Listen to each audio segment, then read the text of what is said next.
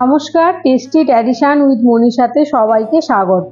সয়াবিনের একঘেয়েমি পদ খেতে যখন আমাদের আর একদম ইচ্ছে করে না, তখন সয়াবিনকে কিমা করে যদি অন্যরকম ভাবে রান্না করি, তাহলে মনে হয় আর কারো একঘেয়েমি লাগবে না, বরং ভালোই লাগবে।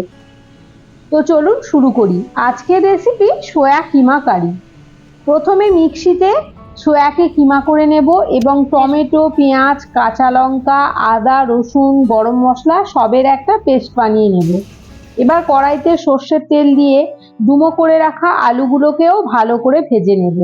এবার কড়াইতে স্লাইস করা পেঁয়াজ দিয়ে একে একে তেজপাতা, গোটা গরম মশলা, নুন, আদা রসুন বাটা এবং বেটে রাখা পেস্টটা অ্যাড করে নিয়ে রেগুলার মশলা অ্যাড করব। এটাকে খুব ভালো করে কষিয়ে নেব। কষিয়ে নেওয়ার পর এতে কিমা, আলু দিয়ে আবারও ভালো করে কষিয়ে নেব। এবার একটু গরম জল দিয়ে ঢাকা দিয়ে সমস্তটা সিদ্ধ হতে দেব। সমস্তটা সিদ্ধ হয়ে শুকনো শুকনো হয়ে মাখা মাখা হয়ে আসলে এতে ঘি, গরম মশলা, কাসুরি মেথি অ্যাড করলেই রেডি হয়ে যাবে সোয়া কিমা কারি। এটা আপনারা বাড়িতে অবশ্যই ট্রাই করবেন।